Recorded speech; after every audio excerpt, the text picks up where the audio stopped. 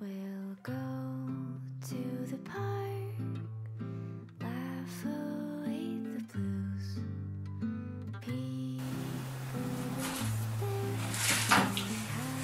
Salut tout le monde, j'espère que vous allez bien. En ce qui me concerne, ça va plutôt pas mal. Alors comme d'habitude, on met les petits pouces, on s'abonne, on pose des questions. Les questions, je réponds avec plaisir. Alors aujourd'hui, je vais vous montrer un petit truc qui est très sympathique. Si maintenant vous avez des invités et vous avez envie de faire une déco un peu plus élaborée que d'habitude, eh bien je vais vous montrer comment fabriquer des ramequins avec de la pâte à filo. Alors la pâte à filo, c'est une pâte comme ça, qui est très fine et qui vous permet de faire des feuilletés, des millefeuilles, enfin elle vous permet de faire pas mal de trucs. Hein. D'ailleurs tout ce qui est beurek, baklava, toutes ces choses-là, elles sont faites avec cette pâte-là. Alors là, la particularité de celle-ci, c'est qu'elle est déjà coupée en triangles. Je ne connaissais pas, j'ai découvert ça dans une supérette orientale, et je me suis dit, tiens, pourquoi ne pas essayer? Alors bien entendu, je l'ai déjà essayé, et là je vais vous montrer comment fabriquer des petits ramequins. Alors c'est vraiment facile, vous prenez votre pâte, et vous détaillez les ronds. Ah ouais, là-dedans vous pouvez mettre un mélange de légumes, vous pouvez mettre une duxelle de champignons. Si vous voulez faire des amuse-bouches, vous pouvez aussi. Vous voyez, il y a plein de choses que vous pouvez faire avec cette pâte. Et je trouve ça très sympathique. Ça cuit une dizaine de minutes au four. Par contre, le truc où il faut faire attention, c'est ne la laissez pas traîner dehors. C'est une pâte qui sèche assez rapidement. Et donc là, je vais faire 4 ramequins. 4 ramequins, il me faudra 12 ronds comme ça. Donc là, hop.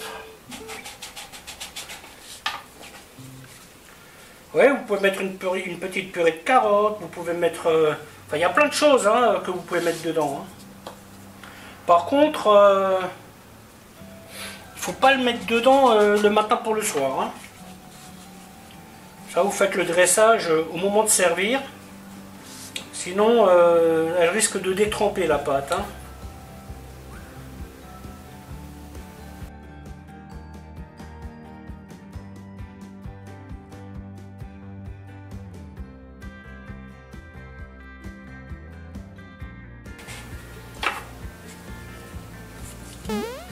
Alors bien entendu, votre emporte-pièce doit être adapté à votre petit ramequin. Hein. Vous voyez, là il est bien plus grand, parce que on va le faire monter. Hein. Si vous prenez trop petit, vous n'y arriverez pas. Hein. Ensuite, ce qu'on fait, on badigeonne avec de l'huile d'olive, assez généreusement. On met une pâte par-dessus. On rebadigeonne.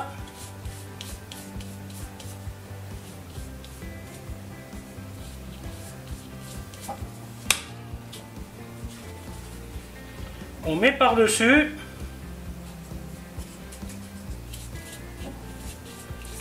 On rebadigeonne. Ensuite, on met dans le petit fond. Vous voyez, on peut presser, hein, faut pas avoir peur.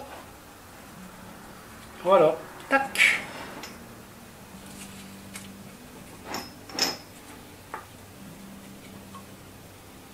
Vous pouvez en faire que avec 2 pâtes, hein, mais moi je fais avec 3 parce que en fonction de ce que je vais mettre dedans, j'ai envie de quelque chose qui soit un peu robuste. Hein. Donc voilà la raison pour laquelle je fais avec 3 pâtes, 3 couches.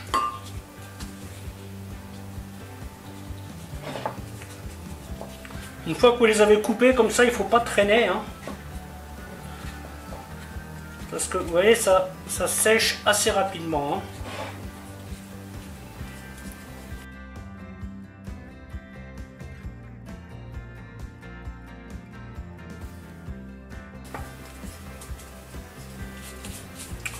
Bien entendu, vous faites la taille que vous voulez. Hein.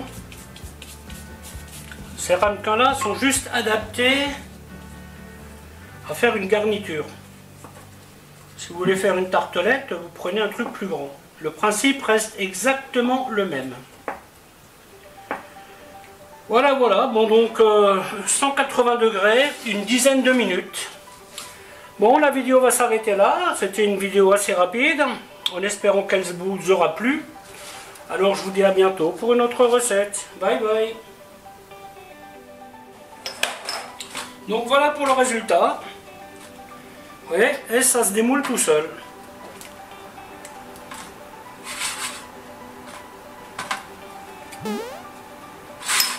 Vous voyez, ça fait des jolies petites fleurs. Et là-dedans, vous mettez...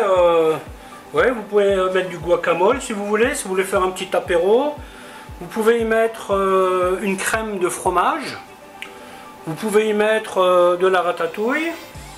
Vous pouvez y mettre une julienne de légumes. Là, la photo que je vais utiliser pour imager cette vidéo, c'est une... parce que mercredi, nous avons fait une session photo culinaire avec mon ami Bruno. Et nous avons travaillé sur la Saint-Jacques. Et nous avons fait une décoration avec ce petit truc-là. Et c'est donc cette photo-là que vous verrez. Voilà, voilà, bah écoutez, la vidéo elle va s'arrêter là, en espérant qu'elle vous aura plu. Alors je vous dis à bientôt pour une autre recette. Bye bye.